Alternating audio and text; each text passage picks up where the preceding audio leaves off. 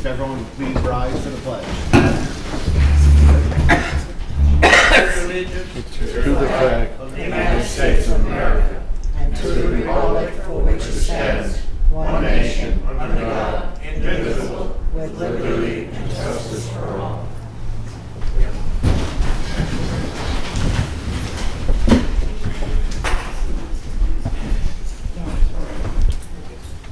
Clifford Buffo. Here. Joanne Kell. Here. John Horn. Alan Shiner. Here. Sam Spada. Vivian Wilson. Here. Juan Rosales. Here.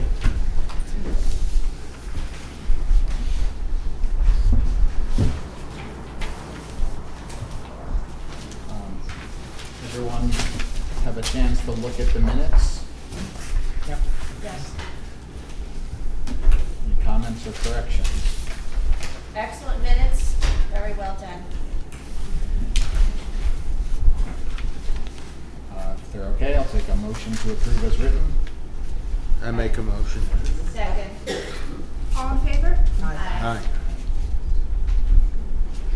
Okay.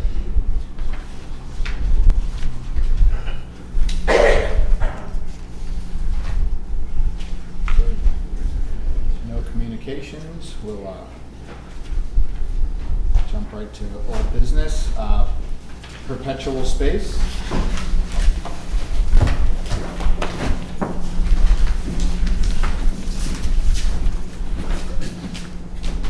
Good evening, Mr. Chairman and Planning Board members. Michael Moriello on behalf of Perpetual Space.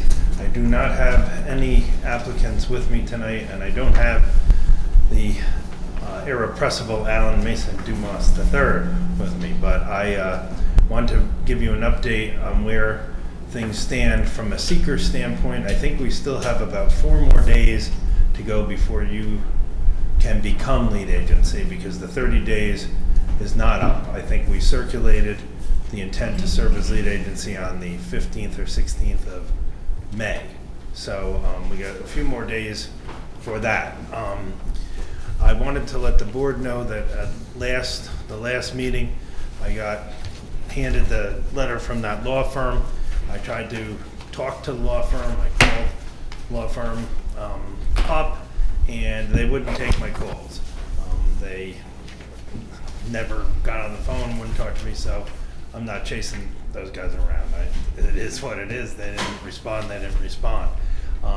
As far as their letter goes, I have not written in any kind of response because I don't know that it merits a response. In my opinion, they're completely wrong on the law. I think the building inspector said it at the meeting that this is a pre-existing conforming use, not a non-conforming use. And even if it was non-conforming, I think under your expansion provisions in the zoning law, the project could occur. So I don't know that there's a big response that I have. I do have a better solution, I think. I have offered with the attorney that's here tonight to take her name and number and put my client together with her, because as the board knows, my client is willing to do noise limiters. They've proposed noise limiters. They've proposed hours of operation limits. They've proposed numbers of events limits. I think they would probably propose some. I think they talked about some screening and some plantings. They would certainly do that. I think it's far more productive if I get my client together with the other side and talk about what could be done, so we avoid a big mess. That's where we are right now. So I think I have the commitment to get name and number tonight and recheck. Yeah, but just want to be very clear, as I think I just said to you, I am not a lawyer. I am not representing the lawyer. I am only a friend to these people trying to solve a problem. I mean, it doesn't matter to me. I won't be able, if I'm going to put you with the clients, I will not be able to be on that call if there's no lawyer on the call, but I'll put the clients certainly with you to talk. They're absolutely willing to talk to the neighbors. That's not a problem. I think mostly these people would like the project to go away. I understand that, but that's not what's going to happen. Okay. Well, I'm not so sure about that ultimately. We'll see. Well, it's not my first rodeo. Okay, it's not a public hearing. Let's stay up here, please. I mean, I'm offering an olive branch here. If the only answer is don't do the project, then I know where we're going. It's okay. I've been there before, so I don't like it. It's regrettable, but and that's it, I guess, for tonight. There's not a lot to go over unless the board has questions. Will you try to contact the lawyer again? I don't like to chase guys that don't call me back. In our business, if you're a lawyer and you call another lawyer and you leave your name and your number and you tell them what it's about, you expect at least a phone call when that person drafted a letter to the board. But, if the board wants me to try and reach out again, I will. If you I think I will. you're good at it. I'll try again. Okay. I absolutely will. Okay. Any other questions or? No, we have some stuff we want to go over regarding this, but you can sit or stay standing. It's up to you, Mike. Thank you. That's okay. And about this project? Yes. Yes. Okay. Either way, I'll take a seat and then if I need. Thank you. So, I reached out to our attorney just to go over this project and to make sure we weren't making any missteps. And I've got kind of a summary of what we discussed. So this project is currently considered an unlisted action under seeker. The planning board has circulated the petition for lead agency to move through a coordinated review process.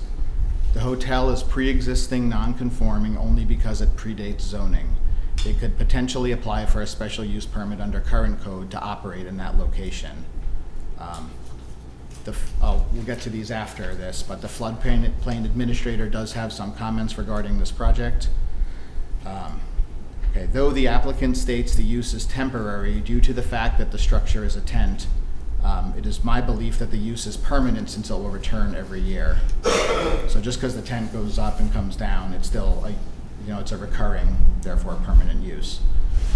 Our code does not specifically call out wedding venues or event spaces, so we are left with just the general accessory use. According to the area and bulk regulations, an accessory use is permitted in all zoning districts except the floodway and is listed as accessory use or structure incidental to the permitted or special permit use located on the same lot, not otherwise specified herein. Can then be found under definitions 116-4 subsection B. Accessory use, a use, occupancy, or tenancy which is customarily incidental and subordinate to the principal use, occupancy, or tenancy and located on the same lot or premises. An accessory use of a telecommunications facility serves the principal use, is subordinate in area, extent, or purpose to the principal use, and is located on the same lot as the principal use.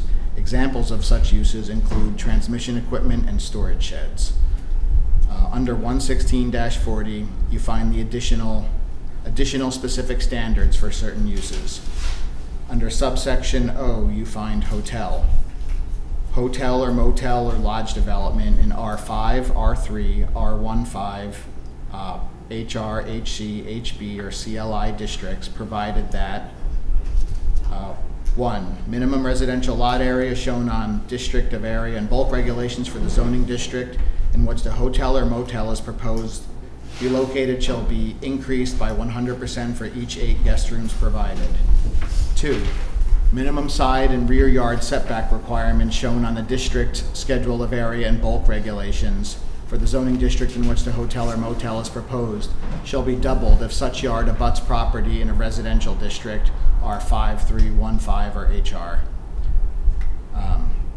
Minimum front, side, and rear yard setback requirements for off-street parking areas stated in 116-24B shall be similarly doubled if such yard abuts property in a residential district. 4. All uses integral to the hotel or motel development shall either be clearly accessory to the hotel, motel, or lodge development as defined within 116-4, or be permitted uses or special permit uses within the zoning district in which the hotel or motel development is proposed. 5.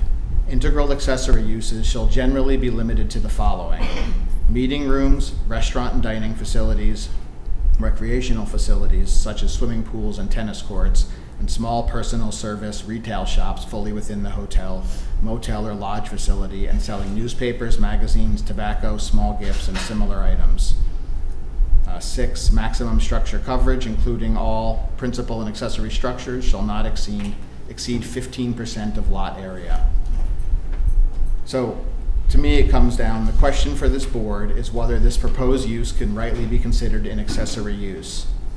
If it cannot, then the board cannot approve this application, and the applicant's only relief would have to come from the ZBA through the application for a use variance. I think that's the main point of it. You guys had other I have some specifics you other wanna comments. discuss? Yeah, I have other comments. In one of the letters, I don't really know who wrote it, but one of the letters, and it keeps talking about temporary, that the tent is temporary. But let me read from our code. They define what a structure is. A structure wholly or partially enclosed within exterior walls and a roof of permanent or temporary nature. So we define a tent as a structure. So it has to be on your plans. We need a better definition of the tent on the plan. Since it is a structure, we have to know how high it is. We have to have an elevation of the tent, and we should know a lot more about the tent, because they are considered structures and they're not temporary. In addition to that, talks about non-conforming use, and this was brought up before, and you can't say it's conforming most of the time, because there's no such thing as a temporary structure. So non-conforming use shall not be enlarged or extended by more than 50%, altered, extended, except as provided, or placed in a different position, which means that you can't move the parking area from one spot to the next, because you're placing it in a different area, and shall not have any external evidence or be substantially increased. The function of allowing changes to non-conforming use is to make people that have hotels, whatever they have, and they want to make slight changes to it. The idea of tripling or quadrupling the size of the parking lot, and the cars that come there, and the trucks that have to come for the septic removal of the potties, and the delivery of merchandise and all those things. That's the purpose of allowing changes to non-conforming properties is not have a hardship on somebody. A non-conforming use of a structure may not be enlarged by more than 50% or intensity, and so we have to look at that. The location of the non-conforming use must remain fixed, and relocation to another part of the lot is not allowed. The other thing we have to talk about is the concept of saying, well, this is an outdoor wedding venue. We don't have anything in our code that talks about outdoor wedding venues, okay? So if you want to have an outdoor wedding venues and all the problems that are entailed by an outdoor wedding venue, basically it requires a zoning board of appeals, as does all the other provisions of non-conforming. So you can have larger changes, but they all are required to go to the zoning board. And let me read what the zoning board. So you don't need our reference. We don't have to send you to the zoning board. You can just go to the zoning board. But you have to remember, they will review this, and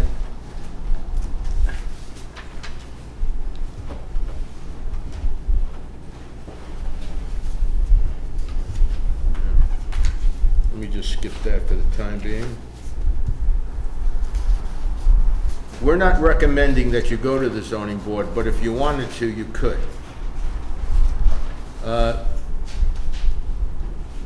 But the zoning board takes into consideration whether the hardship that you're bringing to them is self-created. So that means that you can't say, well, I want to do this, because you're creating the problem. The other thing is, they will grant this as long as it doesn't alter the essential character of the neighborhood. So that's a problem. And if you go to the zoning board and you say to the zoning board, change everything so we can build, and they say yes, that doesn't guarantee that when you come back to the planning board that we're going to agree to it. And you've spent your money on the client's money going to doing all of these things.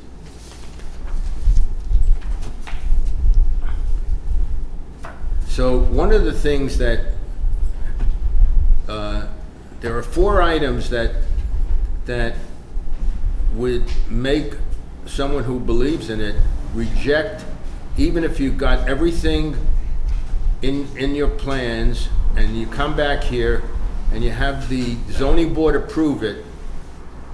There are 4 items that we would have to consider according to 11620.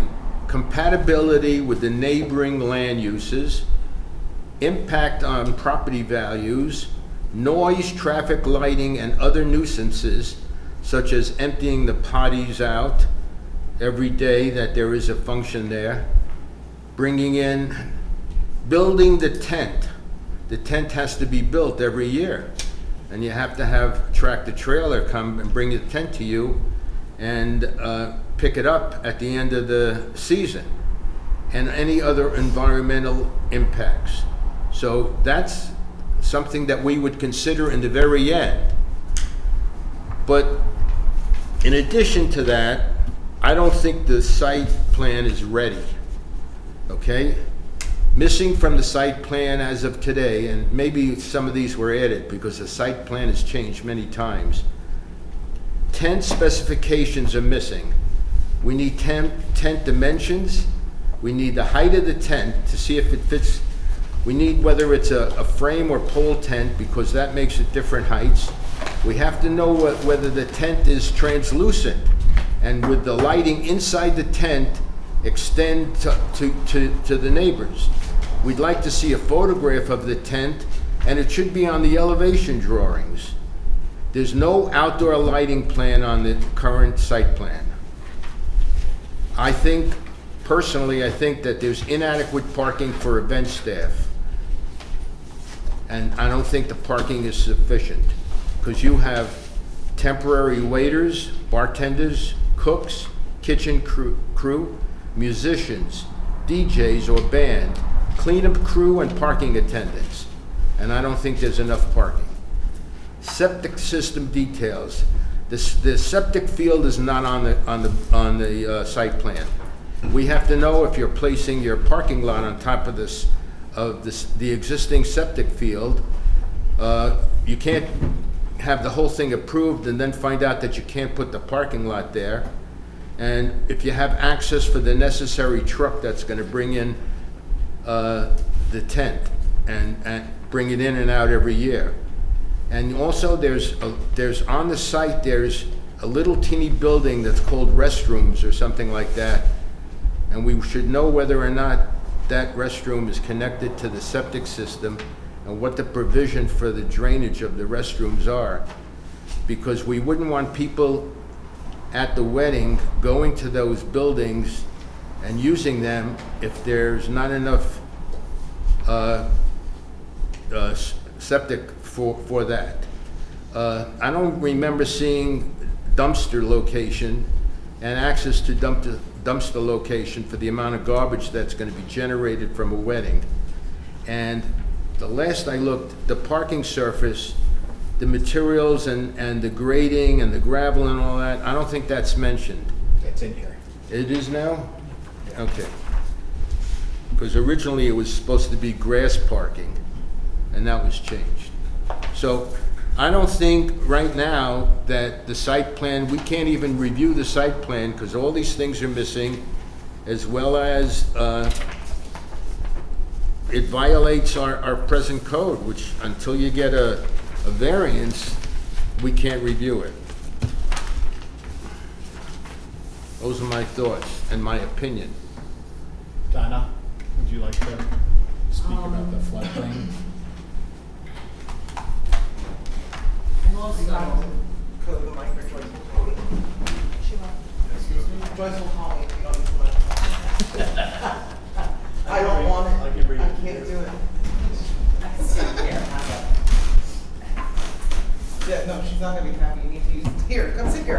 Yeah, switch Sit, with sit. okay, thank you. Well, my concern is that it's located in the floodway, and so we haven't looked at that yet. And also in the zoning, they have provisions for why they would get a variance to be able to do such a thing in the floodway. So,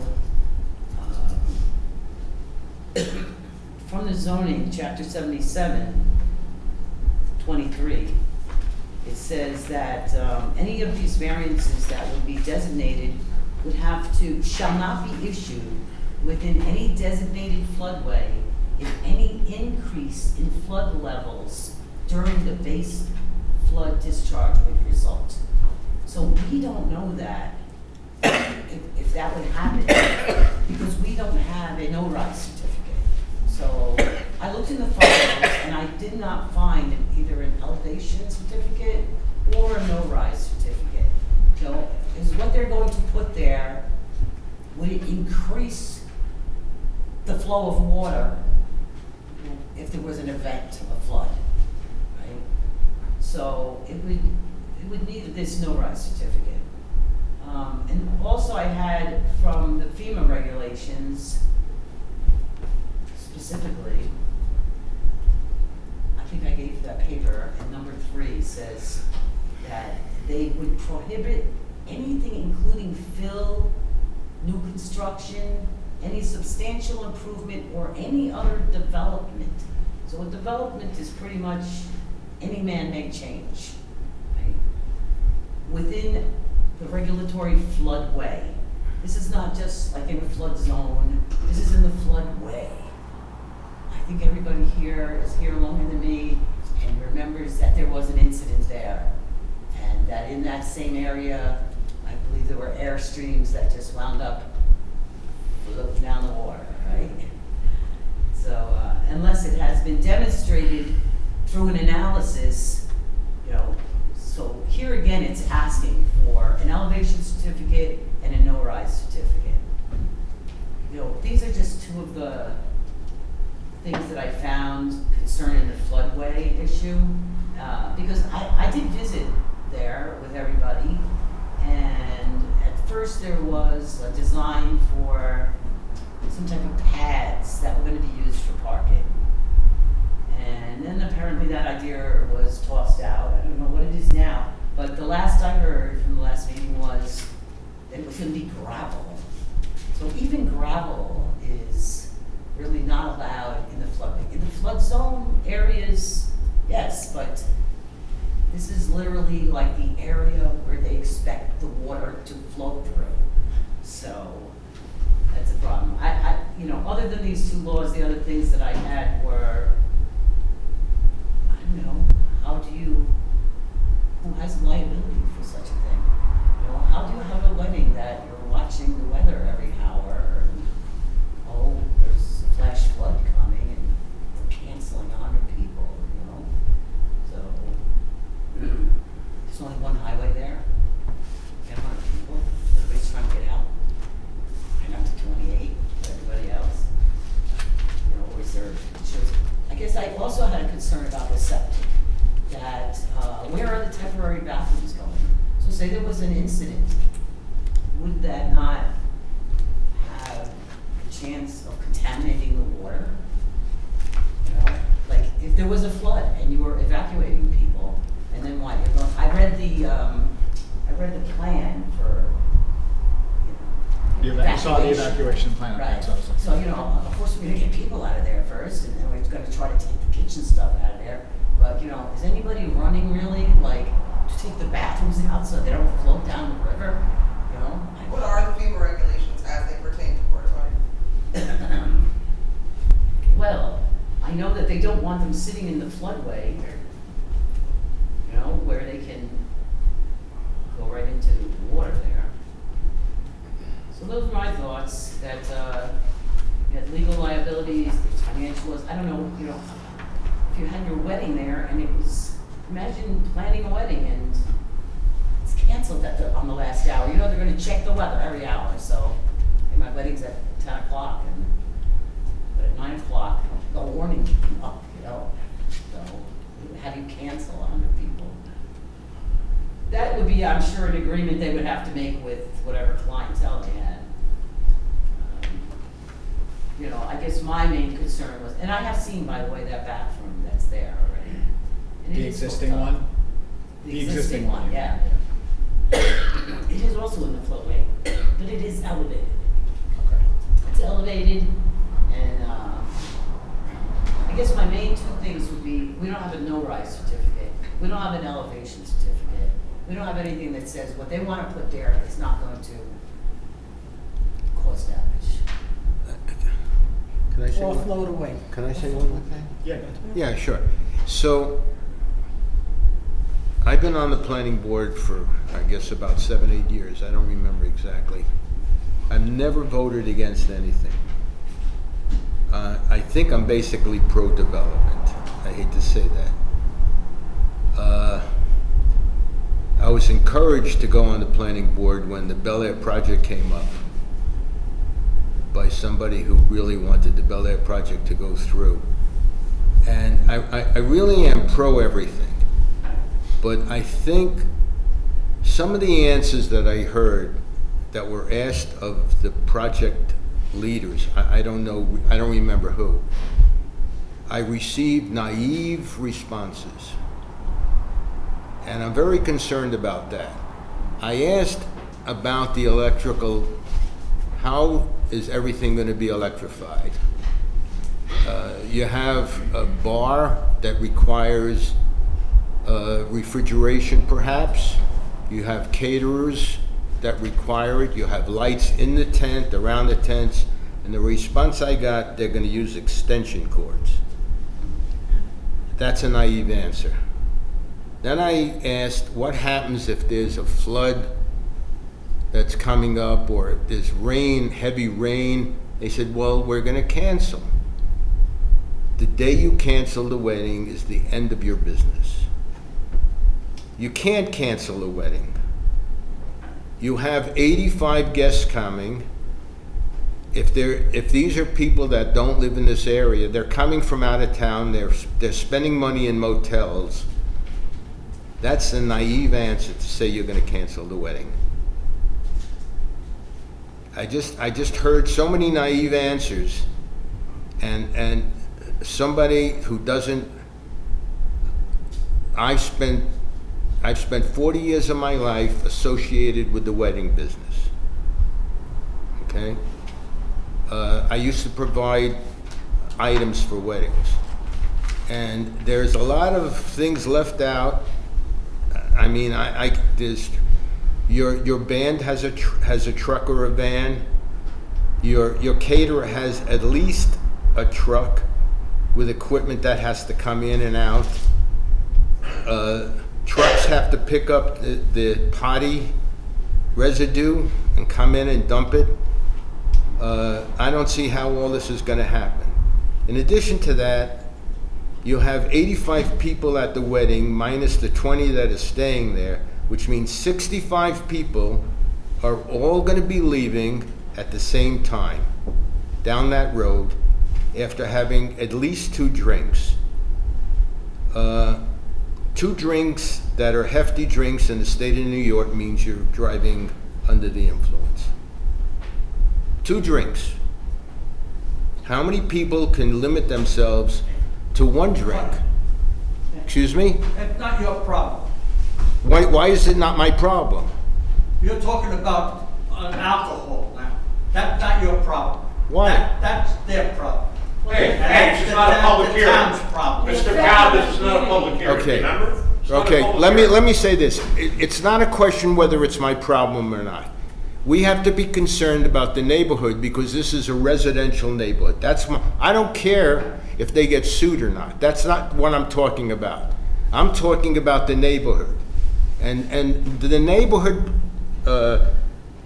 the impact on the neighborhood is important, okay? Because this is a non-conforming use. We don't want to allow something to happen that increases the impact on the neighborhood, and people who drive after a wedding, if they have 2 drinks or more, they're under the influence. And you have them all driving at the same time down a residential road. This is not on 28, where if they leave a restaurant, there's 28. And even if they're in a restaurant, usually they leave at different times. You're gonna have, we gotta wrap It this is up. 28. okay? So let's go through this in order. Alan made a whole bunch of points. I think we have to start with the accessory use question. Does this board feel that this is an accessory use to a Can I hotel? say a word before you vote? That decision, whether it's an accessory use, is not your decision to legally make. This board can't interpret the zoning law. Only the building inspector or code enforcement officer and the ZBA can do that. You can't decide whether or not we meet the criteria for an accessory use. My Correct. thought would be, give me the documentation that you have, I'll go back to the client, and we'll request an interpretation if that's what the board wants. This would be an interpretation that the ZBA would have to make. Yeah, absolutely. That's which is where I'm headed. We with can go this. direct to the ZBA, or we can go to the code enforcement officer, and then somebody can appeal that if they want. Either way, That's right. we can do that. But I just didn't want you to go into deciding something that I'm we gonna have have to to- claim you don't have the authority to do. We have to cross our T's and dot our I's. No, I get it. And I make, get it. and it's not, to me, it's not clearly an accessory use. It's not on the list.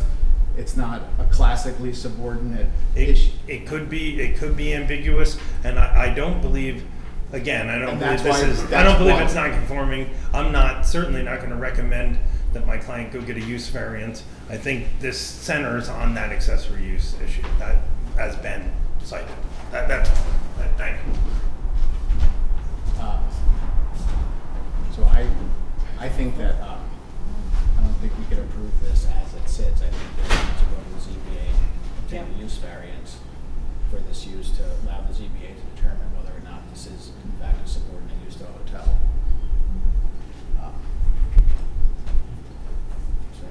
Can I just ask, was there a decision made on how many events they expected to do? I think it was at also 15 was the last I heard. Is that correct, It was- gentlemen? I didn't think it was that many. It was 13. It was 13, I believe. I asked Alan said he thought it was 13. What? You can have this chair. While we're all still sitting here and having this conversation, you might want to stay there. What variances specifically? Is it the floodplain? No, is the floodplain administrator being you looking for? What am I looking for? Will you request any variances to that 77 code? So which? Yes, I think that they need a variance. For what? No, for being in the floodway and being allowed to do what, well, first I would need this no-rise certificate. If they could come up with a no-rise certificate that says, That'll be between you and the applicant if the project is approved.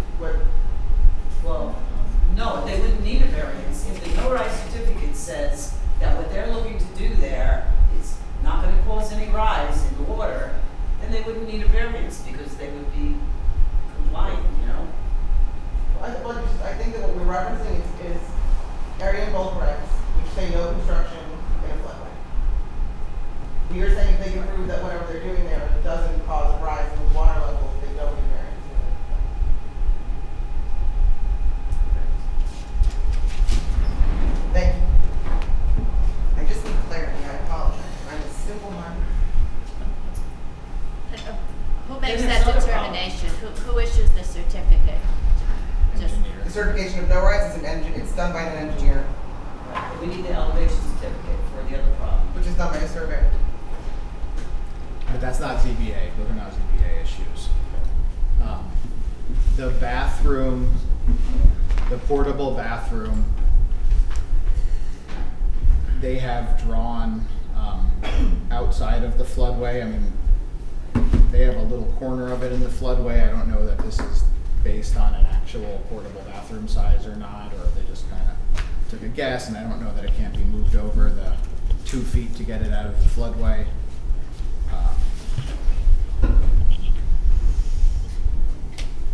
The other issues, the parking,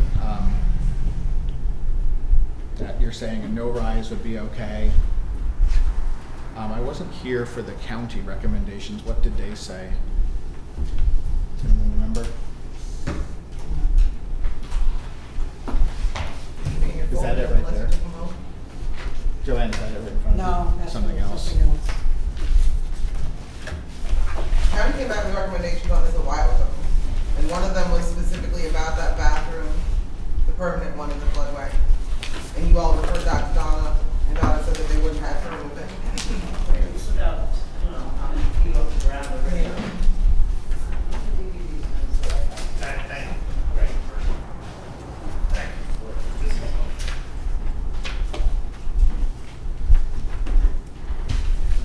Okay, do we know where the septic is? The septic leach field? Does anyone?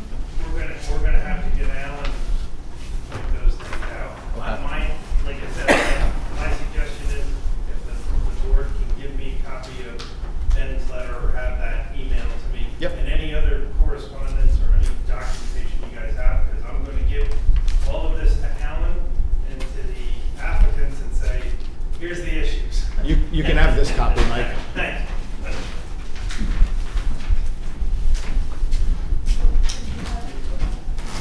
Thank you. This is for Ben.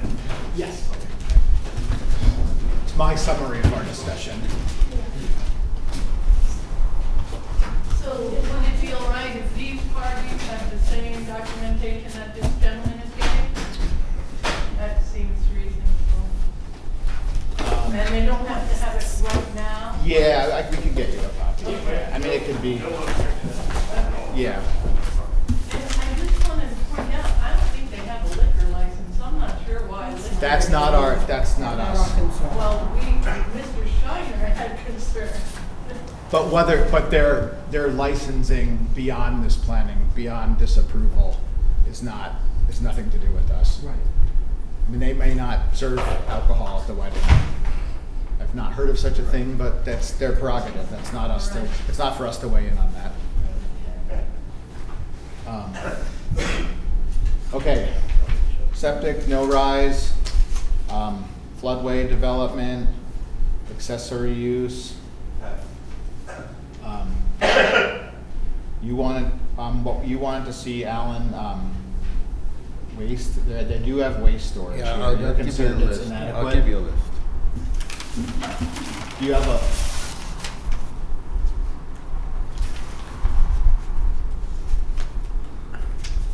This is what I think is missing.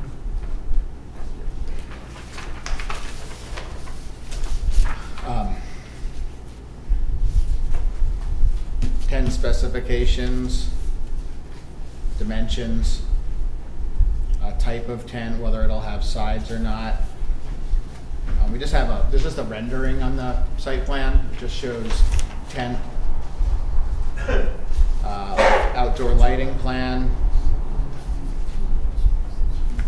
current inadequate parking. Current parking estimate appears to only account for guests. Revised plan to include parking for waitstaff and bartenders, cooks and kitchen crew, musicians, band, parking attendants, cleanup crew, septic system, the garbage dumpster location. There is a garbage dumpster listed on here, Alan. I don't know There if- is. Yeah, it's on the, Okay. it's near the entrance to 28.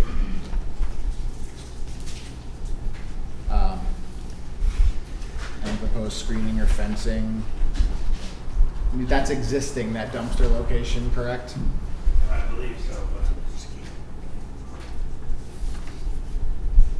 And it says parking surface not identified. Let me just check that.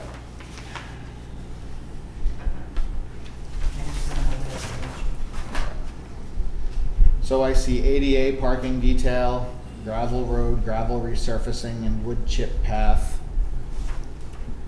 That's the existing parking that's referring to? No, I think that's what's proposed. Okay. So you're proposing gravel in the new location, not grass, okay. Is gravel allowed? No, it's not, and I visited there with everybody, and stated that. So even with a no rise, no development? There should be no gravel. I think that's grass. First it was grass papers, then It started as grass gravel. pavers, I remember that. But I don't know. So that has to come out? What's that? The gravel. Well, there's none down. There's none They're- there. They're just, I they're think that Alan proposing. took the grass pavers out, my recollection is because they're considered pervious, they're considered impervious. And I think he went to gravel because it's pervious, I I can't believe. But I'm not certain. Yeah, Let's There's ask gravel Alan. listed. It doesn't actually say on the site plan, there's a detail. No. He's saying it's Detail gravel, here, so. That they're going to use gravel. It does say it? Well, there's a section. There's a section. There's a section of a. Oh, but it doesn't say what it is. Yeah. It it's could not just, but it could be a there. section of anything. I It's see. not labeled as the parking lot, it just says gravel road resurfacing detail. So do you want, does the board want me to take those notes too, so I can give them to Alan? Can I? Yeah. Sure, give it to him. Yeah, you can have these also. And this is all good, because I can just hand it to them and say, here's the engine. Here's the stuff. Thank you, Mike. Now, isn't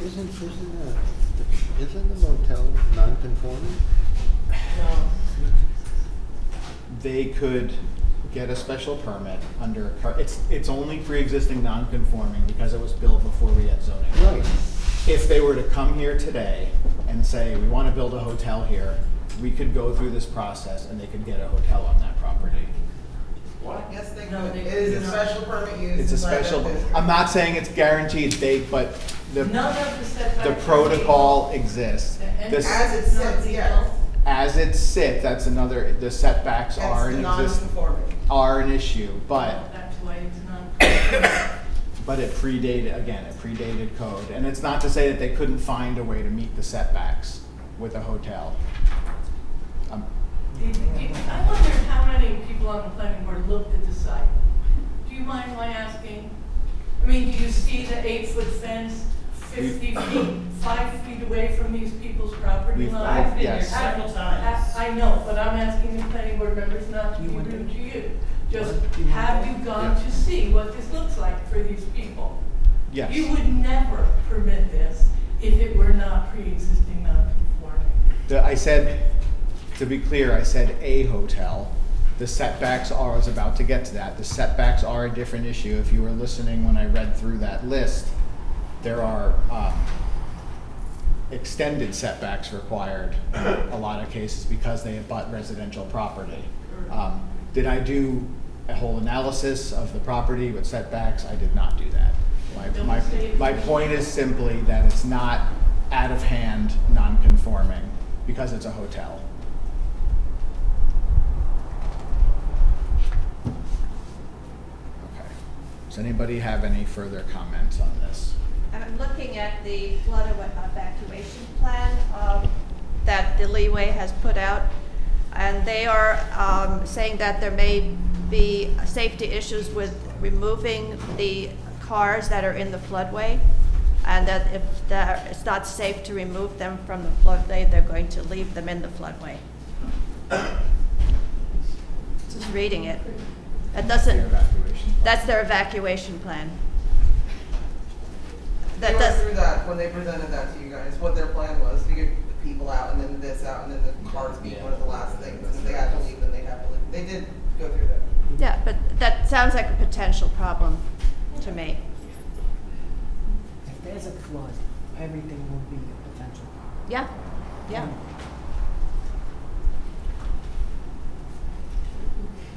Okay. You anything further? I have nothing further at this time. Anybody else? Anything else? No? For clarity's sake, this board is waiting for the ZBA's interpretation of accessory use as it pertains to the Correct. Correct. Pico. Yeah, we will, the only thing that we would ask is that we can make a submission to that effect before they make any kind of a decision. I'd like to be able to address the accessory use issue. Before the ZBA makes a decision, you've got to apply to them for the interpretation, so they're waiting for you. This Yeah, board is we not doing anything We further. can go on direct, this. we can go direct. You can go direct. Yeah. This board is not acting further on this project until after that process That- bears itself That's out. entirely understandable. Thank you to the board for your time. I haven't gotten a name and a number yet, so I'm taking that as it stands. Thank you very much for your time. All right, thank you. 50. Is this yours? That's Donna's. Okay. 54 Main Street.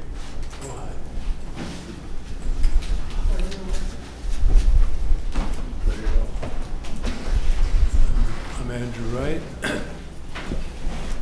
And I think as we left it last time, at the public hearing, there was no negative impact. And you were waiting to hear back from the county. And I understand the county has a concern with the floodplain, which I've spoken to Donna about in length. So we're establishing the percentage that makes it go into a full redo on the construction. Does this board, are they here for the use only, or do you have also input on how we build the building and the flood, to comply with all the floodplain issues? I wasn't quite sure. Isn't everything taking place within the existing footprint? Is there an addition? No. I think in cases like this, historically, you guys Yeah. have voted with conditions that Yeah, if these you're are staying. regulations or matter that the Yeah. floodplain is issued. Yeah, if Yeah. you're staying within the existing The footprint. I footprint. think- Exactly. I think that's It may be that if they are going to keep the first floor, they want to keep a lot of the elements, but if we exceed the 50% renovating, then I would have to do more for the building and the rebuild to make it work. I know the county was, I spoke with Robert, Leibowitz. there we go. And he and I went over, and he was worried about that. He thinks that we may be able to comply with the vents and all that. We're waiting for Don Brewer to get us our elevation, so we know exactly where we stand and what we have to work with. So as I think right now, as of last month, you just were closing the public hearing and waiting for the county. So I was wondering if the board had any more questions. I think there's an old elevation certificate on file, and, there's a significant, raising of the building that would be necessary. Really what I'm looking to do is to come and visit and to see. Can we do that? Yeah, I think if you and I can work it out, because there's, I've also been spending a lot of time thinking about this building and what's the, so much of the upper roof I would have to redo, there may be an advantage. But when we lift it too much, now we have an ADA and access issue. So we have to kind of figure out how to still make it open to the public and usable by the public. And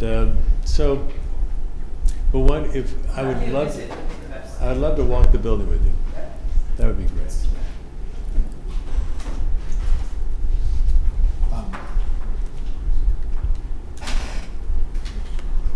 I didn't have any problems with this, No. but I missed, I missed the last meeting. No, I don't You think did, so. it was fun. If I missed anything. I think the only thing that came up last time was signage. Did you want to add any signage to the site plan? Yeah, the signage. The signage was, we had a slight debate, and about, there is an existing pole and lights that has had a sign hanging forever in the front. Grace brought up a point that, well, it's well beyond a certain time. And our client is still not definite on how they want to do the signage. So my recommendation is let that be a separate permit too, and we'll be. You may have to need a variance, and we'll cross that bridge when we come. Yeah, it's a very minor part of the whole thing. We have a much bigger fish to fry with the floodplain and the building structure itself. And so that's my next step. Yeah, do we have county comments in here? Because I know we Here. deferred this. We deferred this because of the county. Yes. summary, the applicant proposes renovating an existing structure located at 54 Main Street in the Hamlet Commercial Zoning District to its former restaurant and hotel use of 9 rooms. The applicant will utilize heat pumps for HVAC with those mechanical elements removed from the basement. The company has access to municipal water but will utilize septic water for its wastewater facilities. The structure is located entirely within the 100-year floodplain. Recommendations. Wastewater facility details were not included in the materials submitted to the Ulster County Planning Board. Required modification. If updates to the existing wastewater facilities are proposed, they will need to be submitted to the Town Planning Board for review and will require the approval of the Ulster County Health Department. Food service permits for the proposed restaurant will also require approval from the Ulster County Health Department. I believe we submitted, there's an easement in place and it's already been established at the existing septic field, which is rather large and is updated. In other words, it gets a renewal every year from DEP. Okay. And so that's what we're using, and within compliance. So we submitted that with our, everything, I believe. You guys have the, Yeah. you have the approval, the updated permit, and you also have the easement, giving this property the right to use that septic. Parking and septic system easement. Here it is. Okay. Okay. Floodplain. No calculation regarding the renovation cost against the existing structure's value has been made. The basic rule from FEMA is that if the cost of improvements or the cost to repair the damage exceeds 50% of the building's market value, it must be brought up to current floodplain management standards. This could include raising a building whose first floor is approximately 3.5 feet below base flood. And structures must have their first floor elevation at least 2.5 feet above base flood on current standards. Required modification. While the County Planning Board supports redevelopment in the Phoenicia hamlet, it does so in such a way that removes or reduces the chances of placing people in potential harm's way. The proposal must comply with Chapter 77 flood damage protection of the Town of Shandaken's Town Code and obtain a flood development permit. Calculations of the cost of improvements will need to be made. We have attached a flood damage protection chapter and information produced by FEMA to assist the applicant with this topic. You guys are still working through that? Basically, we're waiting for Don to give us the elevation, then we'll know exactly where we are. And we're also, I want it with Donna to go through, because I have a much better idea how much they're going to keep and how much they're going to renovate. It is all new mechanicals, and I've already been observant of compliance with the standards for the floodplain. There'll be no mechanicals in the basement. It's opened up. It's all, non-wood materials, masonry materials down there. But we just need to establish where am I? Where is my first floor in regard to the flood? So we're waiting for Dawn. As soon as that comes in, that'll answer a lot of questions. If we're within the ability to can stay, fine. If we have to raise it, then we'll have to figure out an option for that. But the objective now is to make sure that the use would be acceptable to the town, and then we can, if it's okay, we can probably get the entire floodplain worked out with the building department, because I won't have a permit unless she's happy. Yeah, no, I think that's something for you to hash out with her. Yes. You've got some valuation things to go through, and you could potentially figure some stuff out in there. They cleaned out the this cost, building, so I'm going to go look at it in the next week and see. Yeah, we're not looking at constructing a new building. You're looking at renovating an existing structure and an existing footprint. So I personally don't see an issue with it. I don't know if anyone else on this board feels differently. No. But I mean, like you said, you won't get your permit without her okay. So Right. I'm comfortable moving forward on this. Yes. All right. Motion to approve. So moved. I'll second. Clifford Ruffo? Yes. Joanne Kell? Yes. John Hort? Alan Shiner? Yes. Sam Spada? Vivian Welton? Yes. Juan Rosales? Yes. Good luck to you. Thank you so much. Thanks, Susan. And I'll get back to you on your side. Michael Mills. Hi, good evening. Nice to see everybody again. Just to refresh your memory, I'm talking about a garage with a studio on top of it that I built in 2009. And going to sell the property, I discovered that the certificate of occupancy that I was given is incomplete. The building has been there since 2009, but there's no indication that there was a studio on top of it that has a bathroom. So Juan came by and took a look at it this weekend. I think you've got a lot of paperwork that we submitted with photographs and a plan, and I filled out an application. The website is pretty good at showing us what's there. Yeah. The real estate website? Yeah. It's very And also, clear. I think we gave you the plan that shows exactly where the two buildings are. Yep. It's that garage in this photo here. Yeah. And somebody help me out here, where's Risley Lane? Risey Lane is in a little development at the top of Fox Hollow called Panther Mountain Park.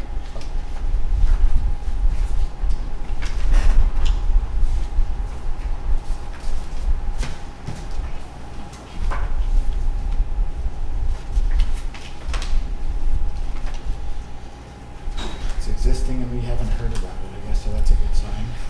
No, I mean, you have a photograph of it from 2009 that I remember the day Pete DeModica came and took the picture. I guess they were doing a new survey or something. Okay. And that was actually predated the C of O that I got for it. So, Gotcha. yeah, it's been there. Okay. It's a great building. So I'm sorry, guys, I'm behind the ball on this one. What are we looking to do here? Were you here? No, I wasn't. No, he wasn't here the first time. No, it's existing. So we're just looking Yeah. we're looking for a sketch plan approval? Because he on this? wants to Yes. sell it. Yeah. He wants to sell it, they can't sell it. Yeah, when I discovered that there was no C of O, I came and asked for forgiveness for my own ignorance of not knowing that, because the Yeah. contractor took care of everything. I didn't look at anything until, filed it away and then looked at it and. Shady contractors. I'm not gonna go there. Just kidding. I I'm a contractor. You can't. know. To be clear. I don't have an issue with this. No, I Anybody? think it's fine. All right. Motion to approve sketch plan review for Michael Mills.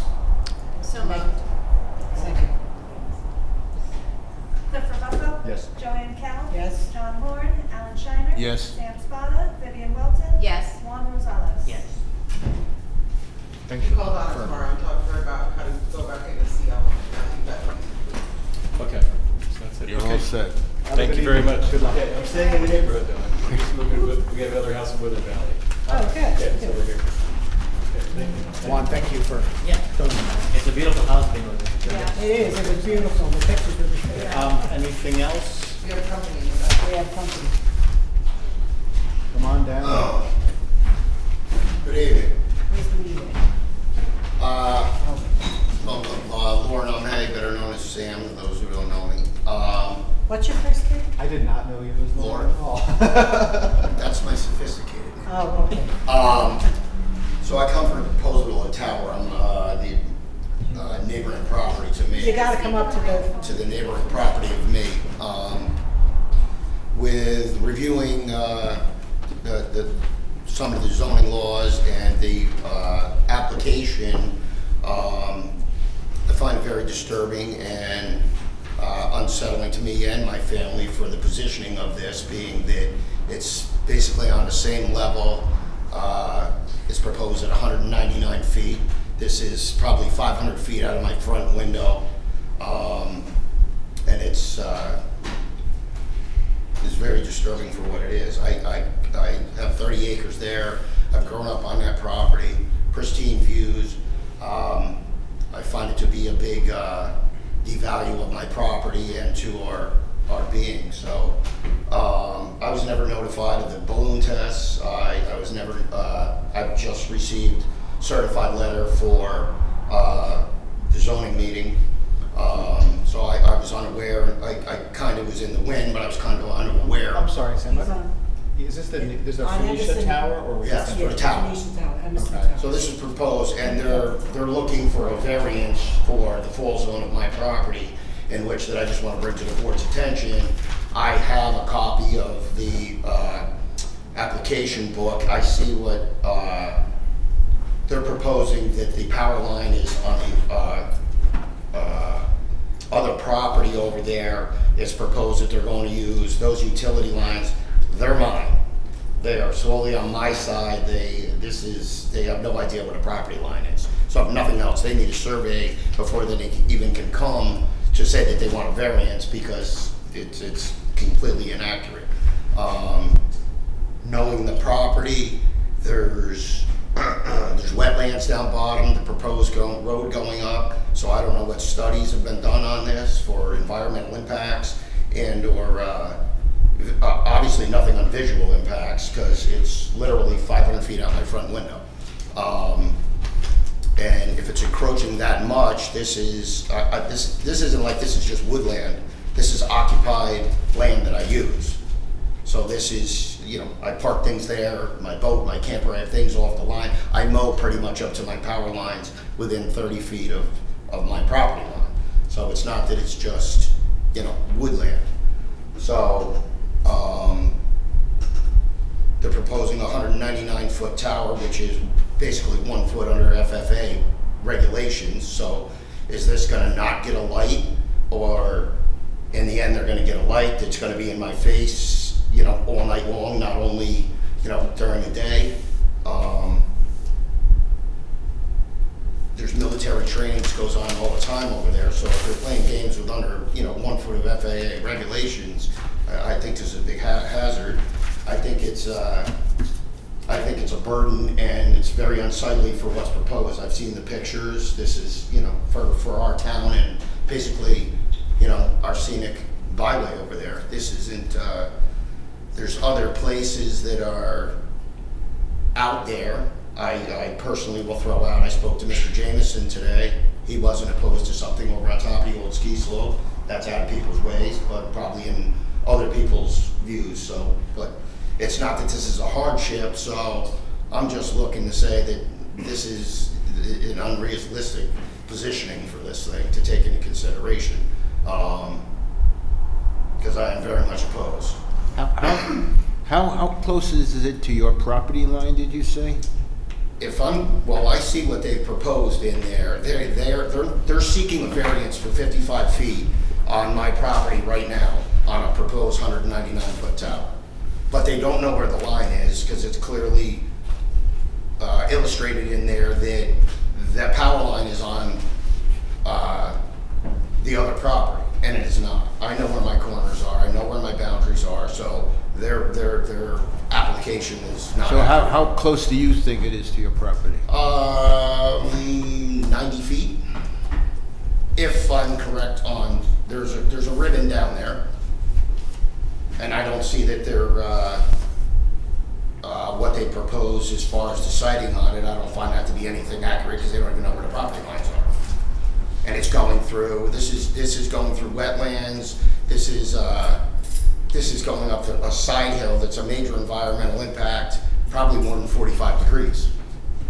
So, and there's different things revealing through there that's, straight pertains to me. There's nothing in it. There's nothing. As far as, visual impacts on myself and surrounding neighbors. There's nothing in there naming me or the distances of where I'm at. So there's a lot of things missing. Have they done the balloon test for the Phoenicia location? I don't Yeah, think yes. it is. My packet's empty. I don't have anything. Because It's they're not on the book, agenda. and they're not on your agenda, so she didn't bring 45 pounds All of right. books down for you. Understood. I was like, well, that's why I was like, how do I have nothing from them? Because they give us like. And how far is your house from your property line? 500 feet max. So this directly impacts me. Not only that, they're proposing a 199-foot tower. If that were to be so, and they're saying if they were correct on 55-foot variance, my daughter uses our property, we do. So if this thing has ice on it, blows off, I get 50 mile an hour sustained winds that literally blow the shingles off. I have a Gambaro garage that it blows the shingles off. So where's all this ice stuff going to land on my property and everything else? So I'm not sure how much of detail to get into this, and I just want to also add, as far as it needs an environmental review as far as the impacts on it. It needs for visual, any impacts on everything else, for species and everything that's else in there. I personally witnessed last year, being a dry year that it was, there was a rattlesnake either coming or going from his property. So to me, that's a protected species. I have pictures of that snake. So it was entering in there. So that's just a concern of mine too for, the beings of that. And to get into it, they've been after me for a long time. It's always been for over 25 years. They've been after me to get a tower in which the late 90s, early 2000s, 26 years old, 10 foot and bulletproof, and was trying to make a living buying my property, doing what I was doing, and didn't really care about, the effects of,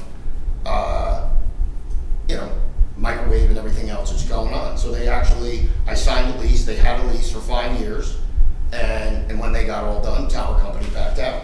So that was their opportunity in my book. We've since had discussion. I was interested. I considered the fact of, obviously, the income from it, and we did not come to terms. We did not agree on that. I proposed if they were going to do anything, put a pine tree tower.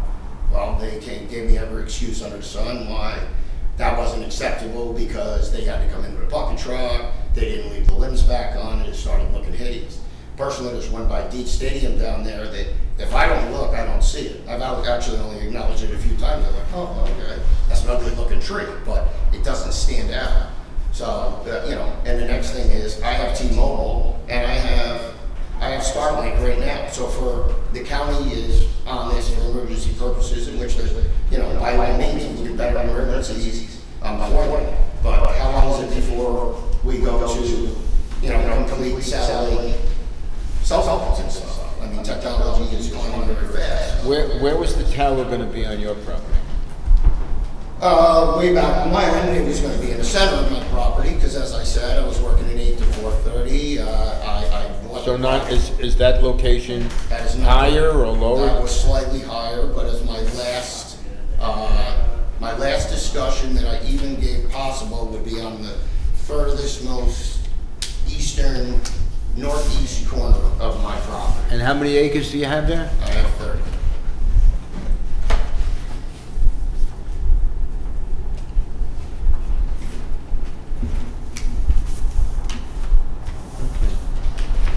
You have, sir? Is that curiosity? I don't have one with me, but No, I just like you, John.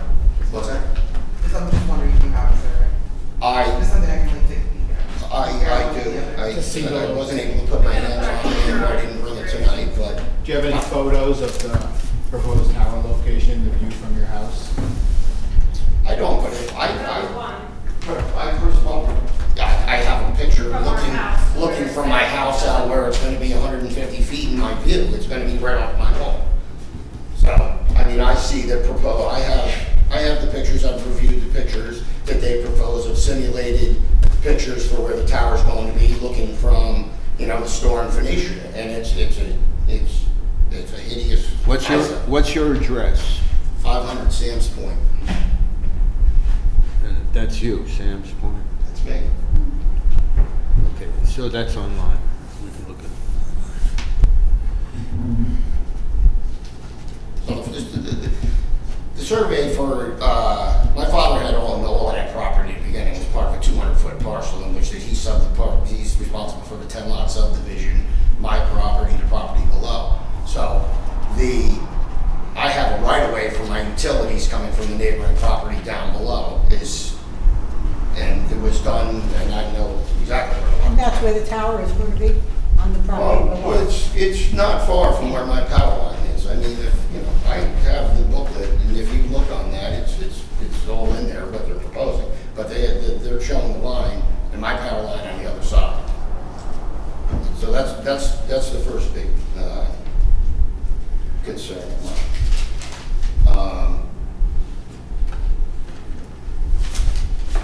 I don't know if it's got one more topic. I don't know if this is more to go for the rest towards the zoning meeting.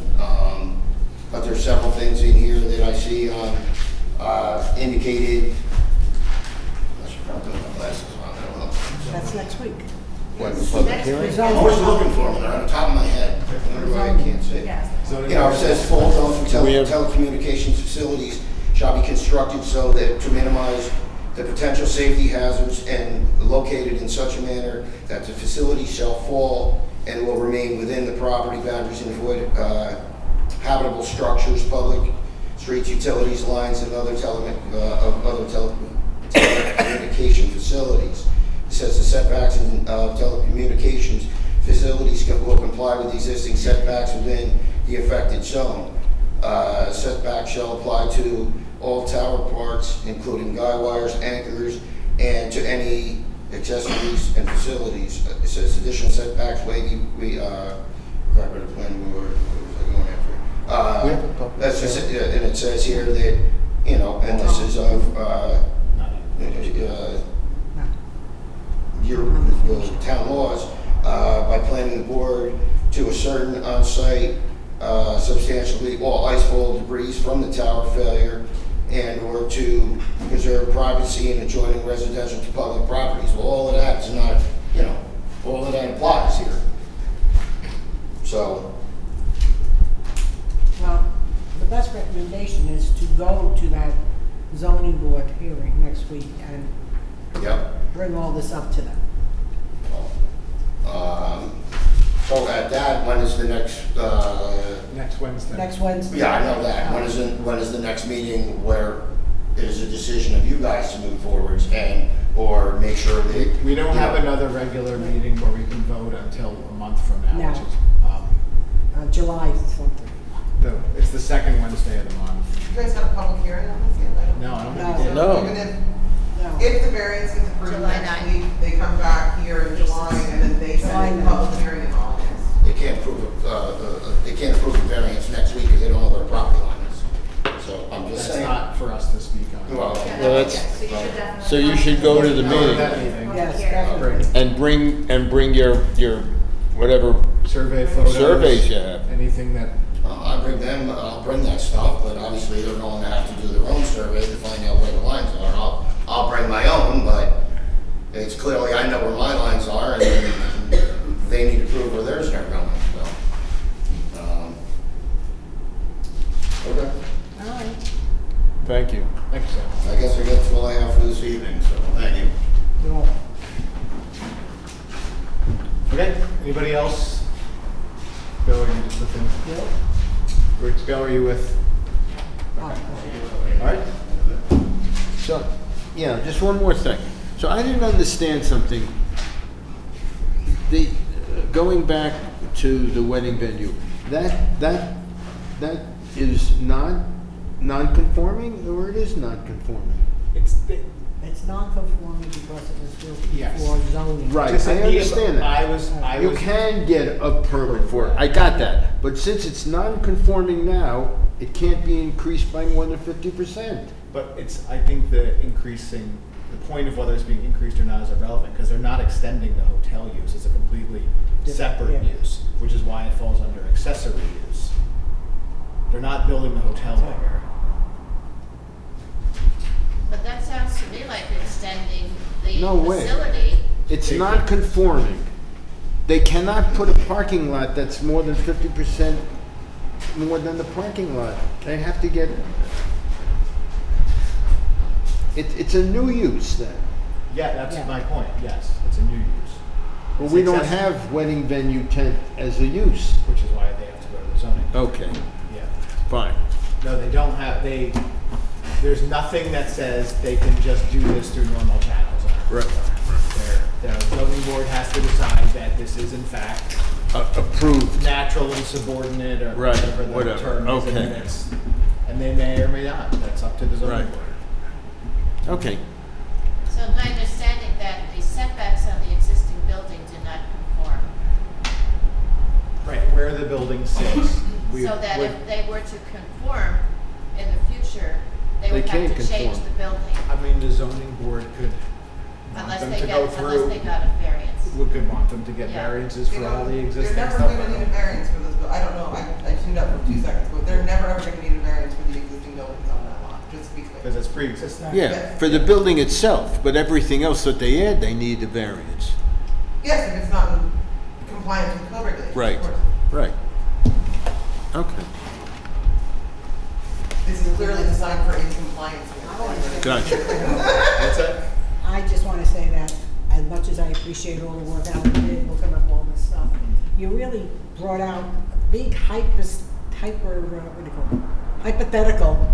situations. I mean, did we know in 2010, when that flood came, that all the structure was gonna go down for 13 days? And, you know, up by the Full Moon Resort, they had big weddings going on up there. They all had to be canceled.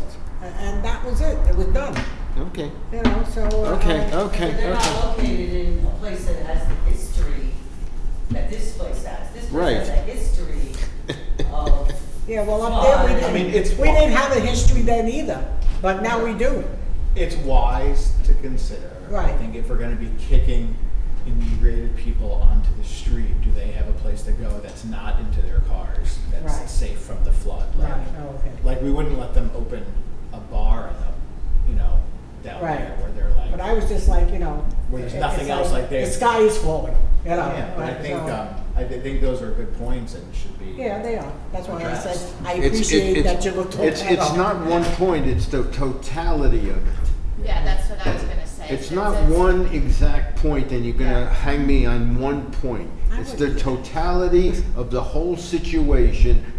It's not in the spirit of what we do for pre-existing buildings. Right. Now, this people are gonna come, I'll bring it up now, the mattress barn. And for Pre-existing. reference, that line I said about the pre-existing non-conforming, that came from the attorney. That's Right. not. So you have a mattress barn, and everybody that looks at it cannot come up with,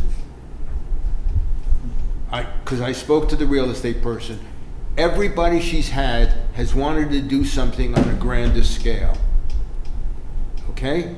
So one person wanted to convert it into a condominium of 3 apartments. One person wanted to do Brad's Barns, or a barn with barns all over the place. And that's not the concept of pre-existing non-conforming, is to let these people, well, I guess it's legal. They're there. But if you want to make it more intense, that's our problem now, to make sure that these things don't grow into something that's not what the function of the law is, to allow people to expand slightly their thing without going overboard.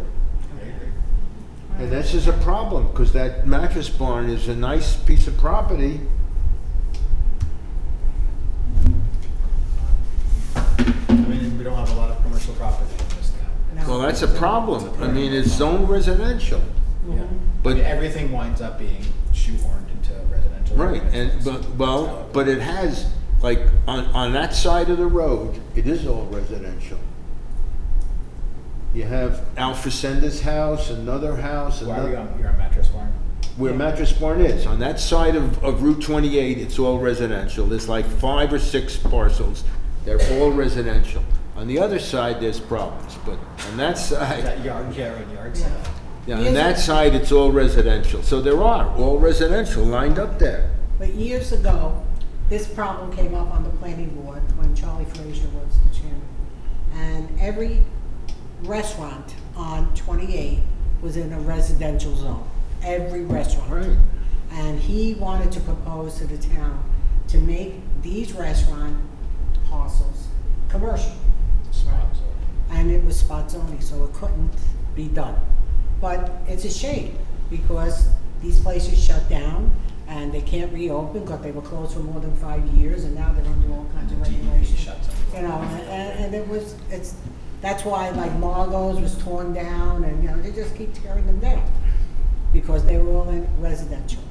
Marble actually had a humongous foundation issue. Yeah, oh yeah, I know, because I know Warren Tutt, he said that building was no good.